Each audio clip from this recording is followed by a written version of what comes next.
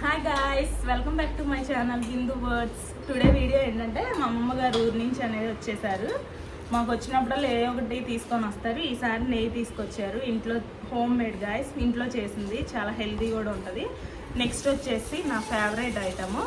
ఇది మీలో చాలామందికి తెలిసి ఉండదు. వీటిని ఎండు మాంసాలు మటన్తో చేస్తారు. ఇది ఎలా చేయాలి అంటే అల్లం వెల్లుల్లి పేస్ట్, ఉప్పు కారం కలుపుకొని ఇది ఎండబెట్టుకోవాలి. చాలా హెల్తీ కూడా. కావాల్సినప్పుడు కర్రీస్లో కానీ విడిగా కానీ కాల్చుకొని అయినా తినొచ్చు. చాలా హెల్తీ గాయస్ ఇది. నెక్స్ట్ వచ్చేసి దబ్బకాయలు.